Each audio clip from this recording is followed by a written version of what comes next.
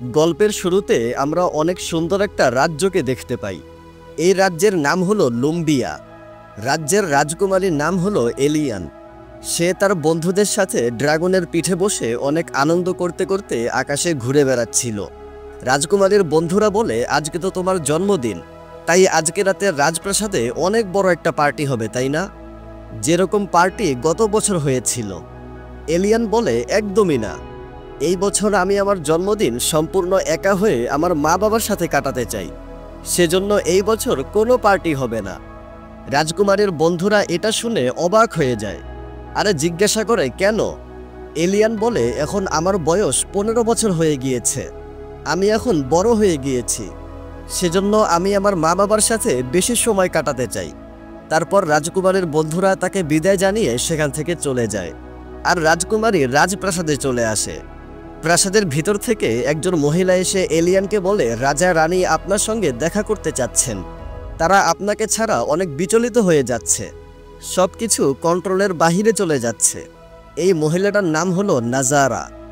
Alien ভিতরে আসলে আমরা তার পোষা প্রাণী এই ছোট্ট হ্যামস্টারকে দেখতে পাই। হ্যামস্টারের নাম হলো ফ্লিঙ্ক। এলিয়ান বলতে থাকে, আপনারা প্রাসাদে যেই ভাঙ্গাচোরা অবস্থা দেখছেন, এই সব কিছু আমার মা বাবা করেছে। আমি এই রাজ্যের রাজকুমারী হলেও আমার জীবনে অনেক প্রবলেম রয়েছে, কারণ আমার মা বাবা দুজনেই মানুষ থেকে সত্যিকারের মনস্টার হয়ে গিয়েছে। গত বছর পর্যন্ত সব কিছু একদম ঠিক ছিল, কিন্তু 1 বছর আগে আমার মা বাবা একটা গভীর জঙ্গলে গিয়েছিল, আর জঙ্গলে একটা অন্ধকার ঝড় এসে আমার মা বাবাকে অন্ধকারের মধ্যে নিয়ে যায়, আর ওই অন্ধকার আমার মা বাবাকে মনস্টার বানিয়ে দেয়। তারপর থেকে আমার মা বাবার দেখাশোনা করতে আমাদের অনেক সমস্যা হতে থাকে। এই রাজ্যের রাজা রানী যে মনস্টার হয়ে গিয়েছে, এই কথাটা রাজ্যবাসীর কাছ থেকে লুকিয়ে রাখাটাও আমাদের জন্য অনেক কষ্টকর হয়ে যাচ্ছে। আমি আমার মা বাবাকে মনস্টার অবস্থায় একা রেখে বাহিরেও যেতে পারি না, আমার বন্ধুদের সাথে খেলাধুলাও করতে পারি না। আমার বন্ধুরা যখন যেখানে যায় আমারও তাদের সঙ্গে সেখানে যেতে মন চায়, কিন্তু আমি এটা করতে পারছি না। বিগত 1 বছর ধরে আমার লাইফটা এরকম হয়ে গিয়েছে। আমার মা বাবা মনস্টার অবস্থায় প্রাসাদের সব কিছুকেই সবসময় তছনছ করতে থাকে, আর আমরা ওই সব কিছুকে কোনোভাবে সামাল দেওয়ার চেষ্টা করতে থাকি। আর এটার জন্যই আমার মা বাবাকে সবসময় একটা খাঁচার মধ্যে বন্দি করে তালা মেরে রাখতে হয়। তবে আমি বিশ্বাস করি আমার মা বাবা এক না একদিন অবশ্যই ঠিক হয়ে যাবে। যদিও এখন তারা মনস্টার অবস্থায় আছে, কিন্তু আমার সম্পূর্ণ বিশ্বাস এক না একদিন তারা আবারও মনস্টার থেকে মানুষের রূপে ফিরে আসবে। তখন প্রাসাদের বাহিরে এই রাজ্যের জেনারেল চলে আসে আর বলে, আমি রাজা ও রানীর সাথে দেখা করতে চাই।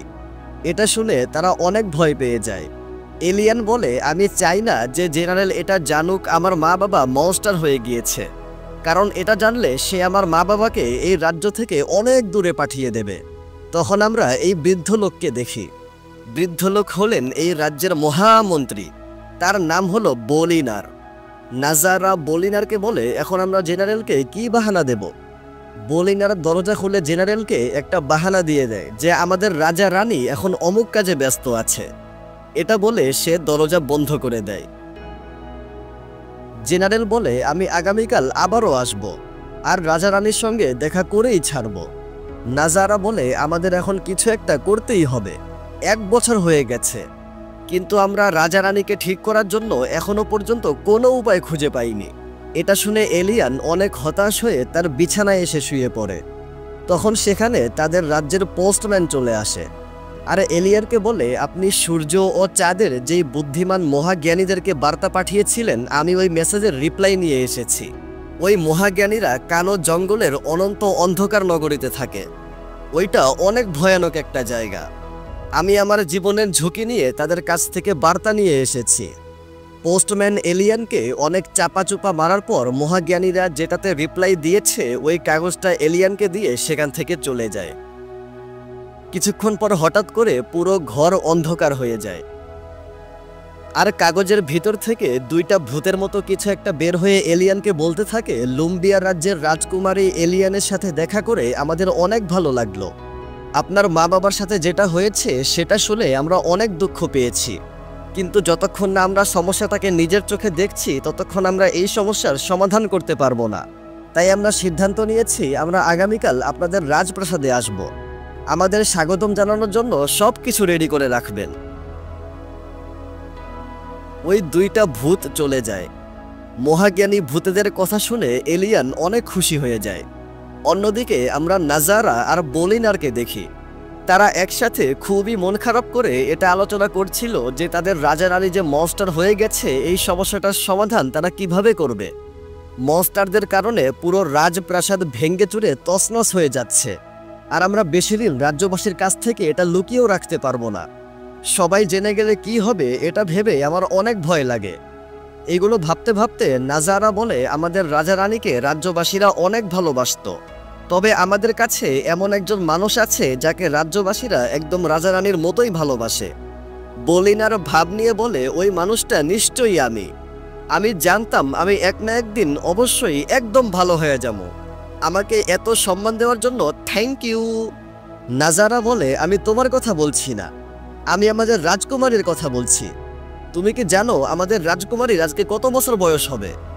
বলিনার বলে কি জানি, আমি তো কোনোদিন গুনেই দেখি নাই। নাজারা বলে আমাদের রাজকুমারীর আজকে 15 বছর বয়স হবে, আর 15 বছর বয়স হলে একজন রাজকুমারীর রানী হওয়ার যোগ্যতা চলে আসে।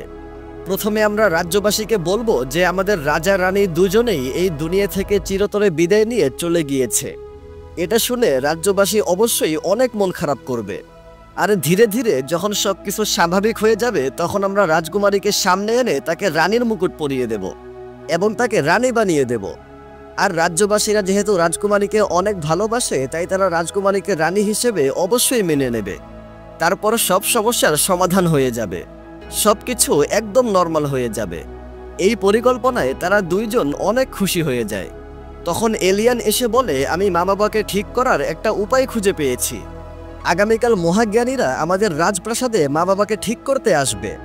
এটা শুনে বলিনার আর নাজারা অবাক হয়ে যায় আর বলে এটা তো অনেক ভালো কথা, কিন্তু দুর্ভাগ্যবশত যদি মহাজ্ঞানীরা আমাদের রাজা রানীকে ঠিক করতে না পারে তাহলে আমরা সিদ্ধান্ত নিয়েছি যে আমরা আপনাকে রানী বানিয়ে দেব।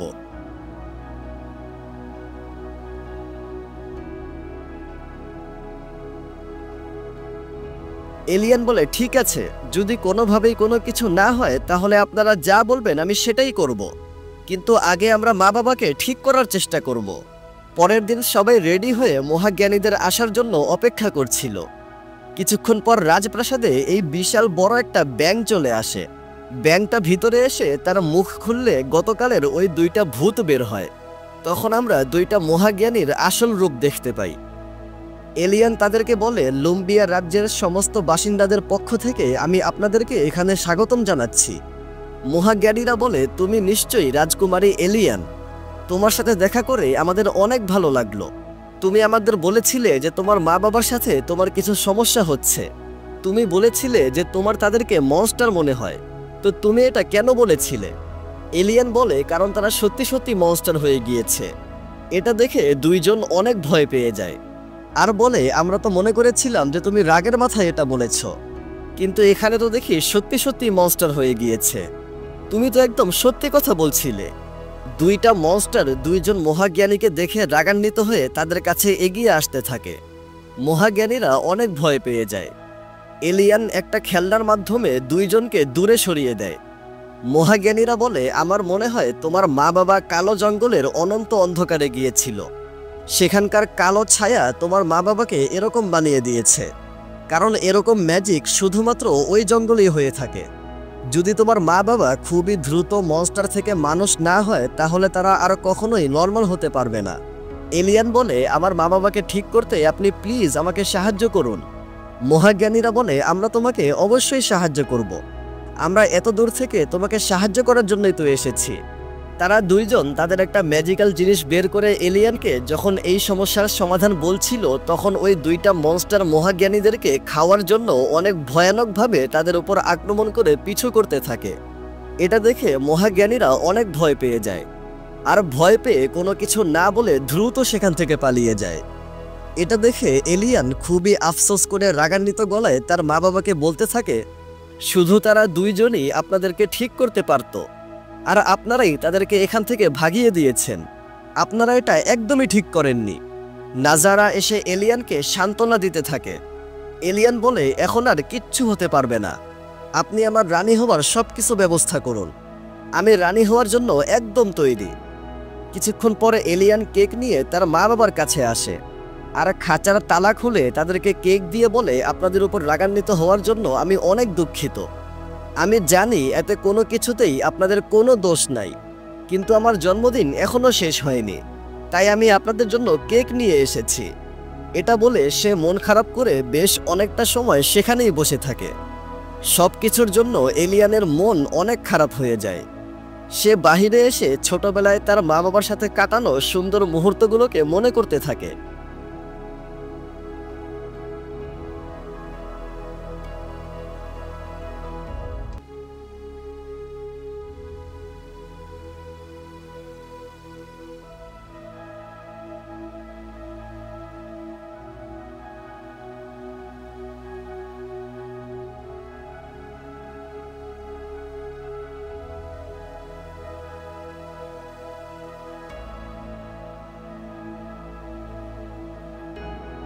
পরের দিন সকালে এলিয়ান ঘুম থেকে উঠে দেখে গতকালকে সে খাঁচার তালা খোলার পরে তালা বন্ধ করতে ভুলে গিয়েছিল। সেজন্য দুইটা মনস্টার প্রাসাদ থেকে বেরিয়ে পুরো রাজ্যে হইচই লাগিয়ে দিয়েছে। এটা দেখে এলিয়ান দ্রুত তার মা বাবাকে আটকানোর জন্য প্রাসাদ থেকে বেরিয়ে পড়ে। আর রাজ্যের জেনারেল যখন রাজ্যে দুইটা মনস্টারকে দেখতে পায় তখন সে সমস্ত সৈনিকদেরকে নিয়ে মনস্টারদেরকে ধরার জন্য বেরিয়ে পড়ে। রাজ্যের সব সৈনিকরা দুইজন মনস্টারকে সব দিক দিয়ে ঘিরে ধরে।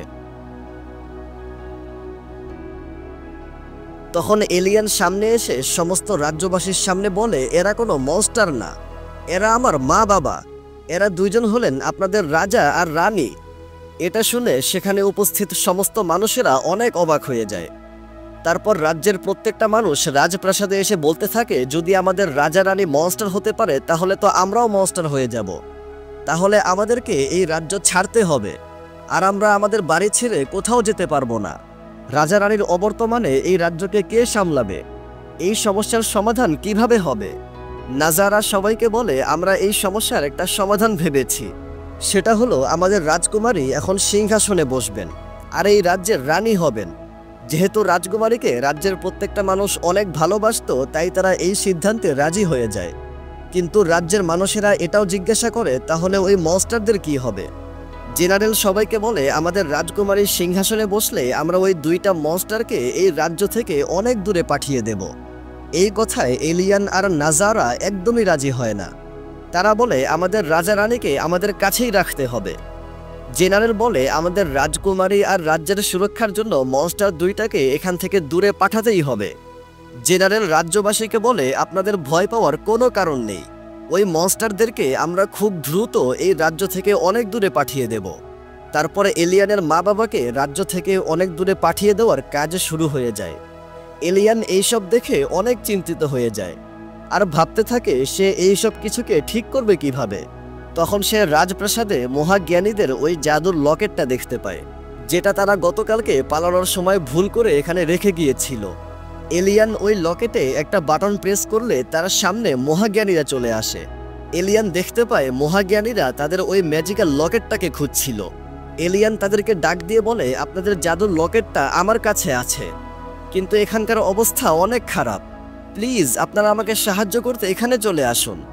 মহাজ্ঞানীরা বলে, একদমই না, আমরা আর কখনোই ওই মনস্টারদের সামনে যেতে চাই না। এলিয়ান বলে, যদি আমি আপনাদের কাছে চলে আসি তাহলে কি আপনারা আমাকে সাহায্য করবেন? মহাজ্ঞানীরা বলে, হ্যাঁ, তুমি এখানে আসলে আমরা তোমাকে অবশ্যই সাহায্য করব। তুমি আমাদের ওই জাদুর লকেটটাকে ব্যবহার করো, সে তোমাকে আমাদের বাড়িতে আসার রাস্তা দেখিয়ে দেবে। তখন এলিয়ান দেখতে পায় যে রাজ্যের সৈনিকরা তার মা বাবাকে রাজ্য থেকে অনেক দূরে পাঠিয়ে দেওয়ার জন্য এখনই বেরিয়ে পড়বে। তখন সে সামনে এসে ম্যাজিক্যাল লকেটের একটা বাটন প্রেস করে আর দুইটা মনস্টার যেই খাঁচাতে বন্দী ছিল ওই খাঁচা দুইটা দৌড়াতে শুরু করে। এলিয়ান তাদের পিছনে দৌড়াতে দৌড়াতে ওই ম্যাজিক্যাল লকেটের আরও কয়েকটা বাটন প্রেস করে। লকেটের ম্যাজিকের কারণে এই কার্পেটটা নিজেকে গোল করে ওই দুইটা খাঁচার সঙ্গে নিজেকে বেঁধে একটা গাড়ির মতো করে এলিয়ানকে নিয়ে সামনের দিকে যেতে শুরু করে।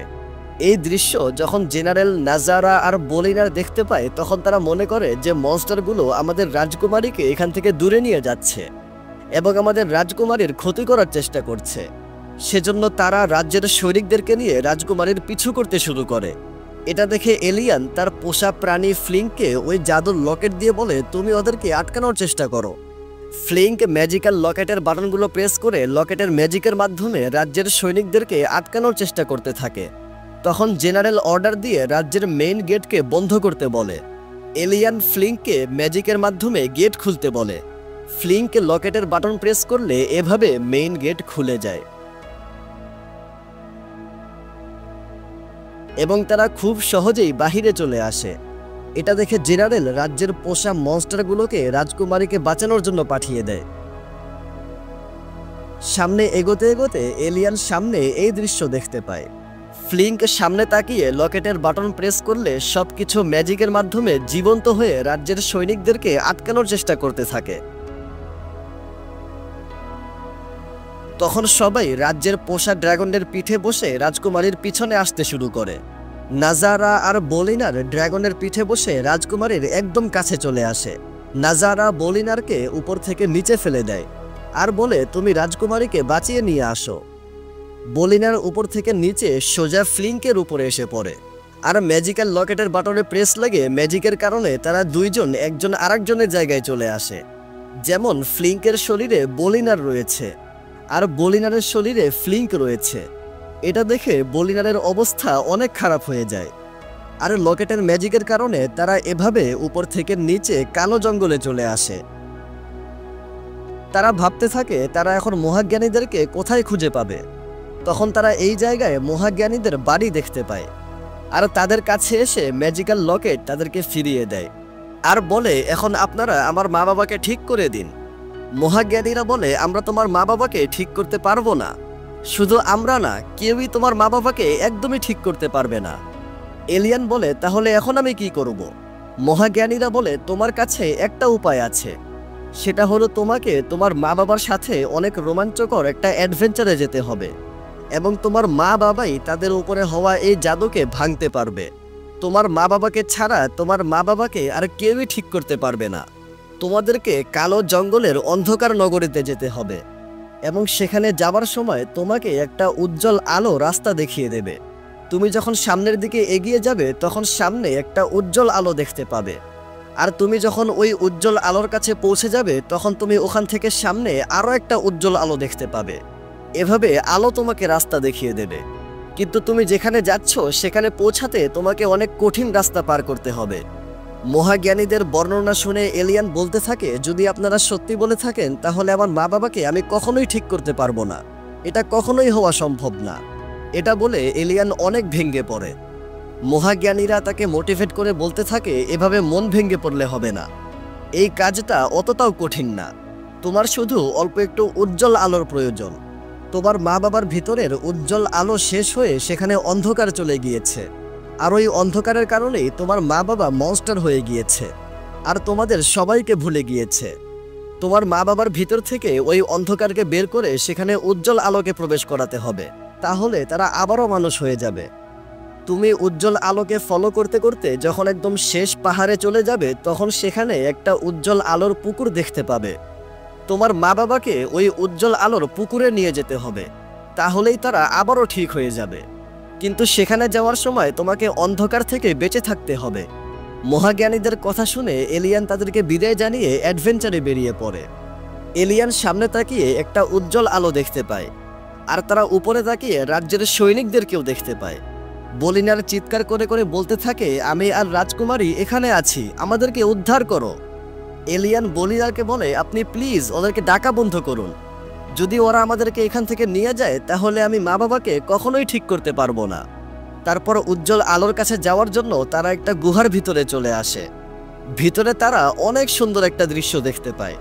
এলিয়ান যখন কথা বলে তখন অনেক সুন্দর একটা আলো বেরিয়ে আসে। এভাবেই সুন্দর মতো তারা কিছুটা সময় সামনে গেলে দুইটা মনস্টার আবারও একে অপরের সাথে ঝগড়া করতে শুরু করে। তারা যখন রাগান্বিত হয়ে একটা কথা বলে তখন মুখ থেকে একটা লাল রঙের আলো বের হয়। দুইটা মনস্টারের ঝগড়ার কারণে সেখানে অনেক খারাপ একটা সিচুয়েশন তৈরি হয়ে যায়।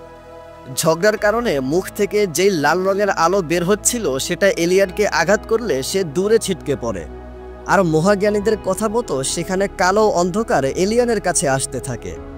এটা দেখে দুইটা মনস্টার এলিয়ানকে বাঁচানোর জন্য আসার চেষ্টা করে, কিন্তু ওই লাল রঙের আলোর কারণে তারা সামনে আসতে পারছিল না। তখন হঠাৎ করে এলিয়ানের মা বাবা কথা বলে ওঠে, আর তাদের কথার সাথে সাথে একটা আলো এসে ওই অন্ধকারকে দূরে সরিয়ে দেয় এবং তারা সুন্দর মতো ওই গুহার বাহিরে চলে আসে। এলিয়ানের মা বাবাকে কথা বলতে শুনে এলিয়ান অনেক খুশি হয়ে যায়। এলিয়ান যা বলছিল সেটা তারা দুইজন সবই বুঝতে পারছিল, আর তারা দুইজন যা বলছিল সেটাও এলিয়ান স্পষ্টভাবে বুঝতে পারছিল। এলিয়ান সামনে আরও একটা আলো দেখতে পায়, আর সবাই সেখানে যাওয়ার জন্য রওনা দেয়। কিছুটা সামনে যে রাজা রানী আবারও ঝগড়া করতে শুরু করে। এলিয়ান বলে, একটু আগে আমাদের সাথে যা হলো এটা দেখে আপনাদের শিক্ষা নেওয়া উচিত। ঝগড়া করলে এই জঙ্গলে অনেক ভয়ানক ভয়ানক জিনিস হতে পারে, তাই এখন থেকে ঝগড়া করা একদমই বন্ধ।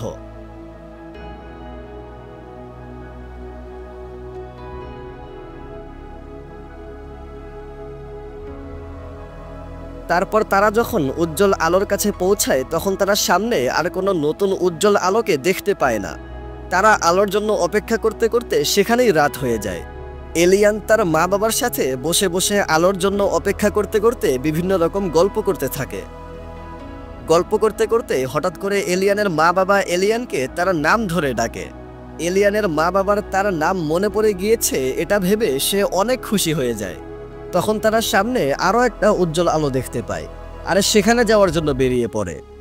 যাওয়ার পথে এলিয়ান তার মা বাবাকে পুরনো কথা বলে বলে তাদের স্মৃতিগুলোকে আরও একটু মনে করানোর চেষ্টা করতে থাকে। তখন সে দেখে বলিনার সামনের দিকে যেতে যেতে পিছনে একটা চিহ্ন রেখে আসছিল। এলিয়ান বলে, আপনি এটা একদমই ঠিক করছেন না। আপনি চাচ্ছেন যে আপনার এই চিহ্নকে অনুসরণ করে সৈনিকরা আমাদেরকে ধরে ফেলুক। আপনার এই চালাকি অনেক হয়েছে। এখন থেকে আমি যা বলবো আপনাকে সেটাই করতে হবে। তখন তাদের উপরে মেঘ চলে আসে, আর মেঘের কারণে যখন আশপাশটা অন্ধকার হয়ে যায় তখন হঠাৎ করে মাটি নরম হয়ে যায়, আর সবাই মাটির নিচে যেতে শুরু করে। আর কিছুক্ষণ পর যখন উপর থেকে মেঘ সরে যায় তখন মাটি আবারও শক্ত হয়ে যায়।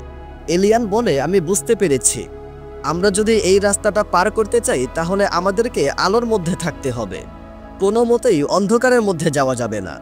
তখন এলিয়ানের মা বাবা ফালতু একটা কারণে আবারও ঝগড়া করতে শুরু করে, আর তাদের ঝগড়ার কারণে পিছন থেকে কালো ছায়া আসতে থাকে। এলিয়ান পিছনে তাকালে রাজ্যের সৈনিকদেরকে দেখতে পায়। একটু আগে বলিনার যেই চিহ্ন রেখে এসেছিল তারা সেই চিহ্নকেই অনুসরণ করতে করতে এখানে চলে এসেছে।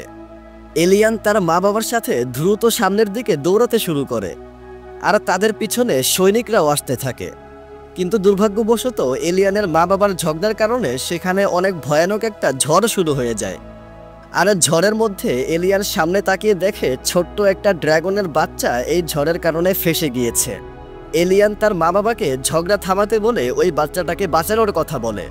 এলিয়ানের বাবা পাথরটাকে ধাক্কা মেরে ওই বাচ্চাটার কাছে নিয়ে আসে, আর এলিয়ানের মা এলিয়ানকে নিয়ে উড়তে উড়তে ওই বাচ্চাটাকে এভাবে নিচে পড়ার হাত থেকে বাঁচিয়ে নেয়।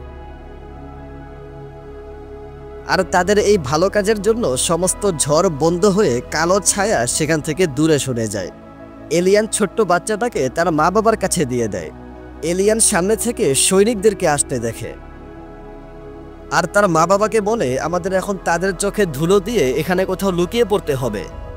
এলিয়ানের বাবা এভাবে ধুলা উড়াইতে শুরু করে, আর ধুলা সরে যাওয়ার পর জেনারেল সেখানে আর কাউকেই দেখতে পায় না, তাই তারা তাদেরকে খোঁজার জন্য অন্যদিকে চলে যায়। আর এলিয়ান তার মা বাবার সাথে এখানে চলে আসে। কিছুটা সামনে যে এলিয়ানের মা বাবা কোথাও একটা হারিয়ে যায়। এলিয়ান যখন তার মা বাবাকে ডাকতে থাকে তখন সেখানে অনেকগুলো হ্যামস্টার চলে আসে, যারা একদম বলিনারের মতো ছিল। হ্যামস্টারগুলো মাটির নিচ থেকে একটা পোকা বের করে বলিনারকে দেয়, আর কিছু একটা বলতে থাকে। এলিয়ান জিজ্ঞাসা করে তারা কি বলছে। বলিনার বলে, তারা বলছে যে আমি যদি তাদের এই পোকাটাকে খেয়ে ফেলি তাহলে তারা আমাদেরকে বিশ্বাস করবে, আর আপনার মা বাবাকে খুঁজে বের করে এখান থেকে বের হওয়ার রাস্তা দেখিয়ে দেবে। এলিয়ান বলে, তাহলে দ্রুত তাদের এই দাওয়াতটাকে কবুল করুন। বলিনার বলে, একদমই না, আমি কখনো এসব পোকামাকড় খাই না, আমি অনেক খানদানি একটা লোক। তখন হ্যামস্টারগুলো ওই পোকাটার উপর নিজেদের থুতু দিয়ে এভাবে একটা খাবার তৈরি করে, আর সেটা বলিনারকে খেতে বলে। এই খাবারটা দেখে বলিনারের অবস্থা একদম খারাপ হয়ে যায়, কিন্তু আর কোনো উপায় না দেখে সে খাবারটা খেয়ে ফেলে। খাবারটা খেয়ে বলিনারের এত ভালো লাগে যে সে খুশি হয়ে নাচানাচি করতে করতে ওই খাবারটা খেতে থাকে। হ্যামস্টারগুলো বলিনার আর এলিয়ানকে তাদের রাজ্যে নিয়ে যায়। সেখানে বলিনার হ্যামস্টারগুলোর সাথে ভালোভাবে পার্টি শার্টি করার পর হ্যামস্টারগুলো এলিয়ানের মা বাবাকে খুঁজে বের করে তাদের সবাইকে সেখান থেকে বের হওয়ার রাস্তা দেখিয়ে দেয়। এলিয়ান তার মা বাবার সাথে উজ্জ্বল আলোর কাছে এখানে চলে আসে। সেখানে তারা অনেক সুন্দর একটা দৃশ্য দেখতে পায়, আর এই সাদা সাদা ড্রাগনগুলোকেও দেখতে পায়। এলিয়ান ওই ড্রাগনের কিউট বাচ্চাগুলোর সাথে সেখানে খেলতে শুরু করে। এভাবে অনেকটা সময় কাটানোর পর বাচ্চাদের সাথে এলিয়ানকে খেলতে দেখে এলিয়ানের মা বাবার পূর্বের সমস্ত স্মৃতি মনে পড়ে যায়। এলিয়ান এটা দেখে অনেক খুশি হয়ে যায়। এলিয়ানের মা বাবা বলে, তুমি আমাদের একমাত্র মেয়ে, তোমার নাম এলিয়ান, আমাদের সবকিছু মনে পড়ে গেছে। বলিনার রাজা রানীকে বলে রাজকুমারী কখনোই আশা ছেড়ে দেননি। তিনি সবসময় এটা বিশ্বাস করতেন যে তার মা বাবা সবসময় ওই দুইজন ড্রাগনের ভিতরেই আছে। এলিয়ানের মা বাবা বলে, আমাদের মেয়ে অনেক বুদ্ধিমতী আর অনেক সাহসী। তখন তারা সামনে উজ্জ্বল আলোর পুকুর দেখতে পায় আর সেখানে যাওয়ার জন্য বেরিয়ে পড়ে। তারা যখন সেখানে পৌঁছে যায় তখন এলিয়ান দৌড়ে উজ্জ্বল আলোর পুকুরে চলে যায়। কিন্তু এলিয়ানের মা বাবা যখন পুকুরে আসতে চায় তখন উজ্জ্বল আলো তাদের থেকে দূরে যেতে শুরু করে। উজ্জ্বল আলো তাদের সামনে অতীতের একটা দৃশ্য দেখাতে থাকে। সেখানে তারা দেখতে পায় যেদিন তারা মনস্টার হয়েছিল সেদিন তারা জঙ্গলে এসে একে অপরের সাথে ঝগড়া করতে শুরু করেছিল, একে অপরের প্রতি রাগান্বিত হয়ে গিয়েছিল। আর এই রাগের কারণে সেখানে কালো ছায়া এসে তাদেরকে মনস্টার বানিয়ে দেয়। এটা দেখে তারা বুঝতে পারে যে তারা কি কারণে মনস্টার হয়ে গিয়েছিল। তখন এলিয়ান এসে বলে, আপনারা এখানে কেন দাঁড়িয়ে আছেন, পুকুরের ভিতরে আসুন। এলিয়ানের মা বলে, তোমার কি মনে আছে আমরা সবসময় অনেক ঝগড়া করতাম? এলিয়ান বলে, ঝগড়া তো সব ফ্যামিলিতেই হয়, এটা একটা নর্মাল ব্যাপার। এলিয়ানের মা বাবা বলতে থাকে, আমাদের রাগ আর ঝগড়ার কারণেই আমরা আজকে মনস্টার হয়ে গিয়েছি, আর আমরা চাইলেও এই উজ্জ্বল আলোর পুকুরে যেতে পারছি না, আর আমরা আবারও আগের মতো ঝগড়া করা মানুষ হতে চাই না। আমাদের সম্পর্ক আবারও আগের মতো হতে পারবে না। এলিয়ান বলে, আপনারা কি বলছেন? আপনারা কি আবারও মানুষ হতে চান না? এলিয়ানের বাবা বলে, আমি আর তোমার মা এই বিষয়টা ভেবে তোমাকে জানাচ্ছি। এলিয়ানের মা বাবার এই কথা শুনে এলিয়ান প্রচণ্ড রাগান্বিত হয়ে যায় আর বলে, আপনাদেরকে এখানে আনার জন্য আর আপনাদেরকে ঠিক করার জন্য আমি কত পরিশ্রম করেছি, আর আপনারা এখন এই কথা বলছেন। আপনারা আলাদা হয়ে গেলে আমার কি হবে? আপনারা তো বলে দিলেন যে আমরা একসাথে থাকতে পারবো না, কিন্তু আপনাদের এই সিদ্ধান্তের জন্য আমার কি হবে? এগুলো বলে এলিয়ান প্রচণ্ড রাগান্বিত হয়ে সেখান থেকে চলে যেতে শুরু করে। আর এলিয়ানের রাগের কারণে সেখানে অন্ধকার ছায়া চলে আসে। আশেপাশে অনেক বড় একটা ঝড় শুরু হয়ে যায়। এলিয়ানের মা বাবা বলতে থাকে, আমরা তোমাকে অনেক ভালোবাসি। এলিয়ান বলে, একদমই না, আপনারা আমাকে একদমই ভালোবাসেন না। আমি এই কথা একদমই বিশ্বাস করি না। আপনারা যেমন একে অপরকে ভালোবাসা ছেড়ে দিয়েছেন, আপনারা তেমনি আমাকেও ভালোবাসা ছেড়ে দিবেন। তখন সেখানে সৈনিকরা এসে এলিয়ানের মা বাবাকে এভাবে ধরে ফেলে আর তাদের মুখ বন্ধ করে তাদেরকে একটা খাঁচায় বন্দি করে ফেলে। জেনারেল অর্ডার দেয় যে এই মনস্টারগুলোকে এমন একটা জায়গায় পাঠিয়ে দাও যেখান থেকে তারা আর কোনোদিনও ফিরে আসতে পারবে না। এইসব দেখে বলিনার তার সমস্ত হ্যামস্টার বন্ধুদেরকে সেখানে নিয়ে আসে আর সবাই মিলে সৈনিকদের উপর আক্রমণ করতে শুরু করে। বলিনার রাজা রানীকে ওই খাঁচা থেকে বের করলে রাজা রানী বলে, সবাই থেমে যাও, আমরা তোমাদের রাজা আর রানী। এটা শুনে নাজারা, জেনারেল আর সৈনিকরা তারা সবাই রাজা ও রানীর কাছে ক্ষমা চাইতে থাকে। নাজারা বলে, আপনারা ঠিক হয়ে গেছেন এটা দেখে আমি অনেক খুশি, কিন্তু আমরা জানি না যে রাজকুমারী কোথায়। তারা বলে, এলিয়ান ওই অন্ধকারের ঝড়ের মধ্যে আছে, সে অনেক বড় বিপদে আছে, তাকে উদ্ধার করতে হবে। সবাই এলিয়ানকে বাঁচানোর জন্য ওই অন্ধকারের ঝড়ের কাছে আসতে থাকে। অন্যদিকে এলিয়ান ওই অন্ধকারের ঝড়ের মধ্যে ধীরে ধীরে মনস্টারে রূপান্তর হতে শুরু করেছে। এলিয়ানের মা বাবা সেখানে এসে যখন তাদের মেয়েকে মনস্টার হতে দেখে তখন তারা ভাবতে থাকে তারা কি করবে। তারা দুইজন উজ্জ্বল আলোর পুকুর যেই পাহাড়ে ছিল ওই পাহাড়টাকে ভেঙে উজ্জ্বল আলো এলিয়ানের উপরে ঢেলে দেয়। এলিয়ানের আশেপাশে থেকে অন্ধকার ছায়া দূরে সরে যায়। তারা এলিয়ানের কাছে সবকিছুর জন্য ক্ষমা চাইতে থাকে। আর বলতে থাকে আমাদের সম্পর্কের সবচেয়ে মূল্যবান জিনিস হলে তুমি। আমরা তোমাকে অনেক ভালোবাসি। আমাদের জন্য তোমার যত সমস্যা হয়েছে সেই সব কিছুর জন্য আমরা অনেক দুঃখিত। তখন এলিয়ান সেখানে তার ছোটবেলার প্রতিচ্ছবি দেখতে পায় আর তার মা বাবার সাথে কাটানো সেই সুন্দর মুহূর্তগুলোকে স্মরণ করতে থাকে। তখন এলিয়ানের মনের সমস্ত রাগ অভিমান দূর হয়ে যায় আর সেখানে সব কিছু স্বাভাবিক হয়ে যায়। এলিয়ান তার মা বাবার কাছে যেয়ে বলে আমিও তোমাদেরকে অনেক ভালোবাসি। তারা তিনজন একে অপরকে জড়িয়ে ধরে। সেই সময় এলিয়ানের মা বাবার ভিতর থেকে একটা উজ্জ্বল আলো বেরিয়ে এসে উজ্জ্বল আলোর পুকুরকে আবারও আলোকিত করে দেয়। আর এলিয়ানের মা বাবা মনস্টার থেকে আবারও মানুষ হয়ে যায়। এটা দেখে এলিয়ান সহ সেখানে উপস্থিত প্রত্যেকে অনেক খুশি হয়ে যায়। বলিনার আর ফ্লিঙ্ক তারা দুইজনও আবারও আগের অবস্থায় ফিরে আসে। এখান থেকে গল্পটা 1 বছর সামনে চলে আসে। এলিয়ান আমাদেরকে বলতে থাকে এখন সব কিছু আবার আগের মতো সুন্দর হয়ে গিয়েছে। সত্যি বলতে আগের থেকেও আরও অনেক বেশি সুন্দর হয়ে গিয়েছে। আমার লাইফের সব সমস্যার সমাধান হয়ে গিয়েছে। সেই দিন রাজকুমারীর জন্মদিন ছিল, সেজন্য রাজপ্রাসাদে অনেক বড় একটা আয়োজন করা হয়েছিল। সেখানে প্রত্যেকেই রাজকুমারীকে জন্মদিনের শুভেচ্ছা জানাচ্ছিল এবং সেখানে ব্যাঙে করে ওই দুইটা মহাজ্ঞানীও রাজকুমারীকে জন্মদিনের শুভেচ্ছা জানাতে চলে আসে। রাজকুমারী এলিয়ান এত কিছু দেখে অনেক খুশি হয়ে যায়। আর এই আনন্দের একটা সময়ের সাথে এই গল্পটা এখানেই শেষ হয়।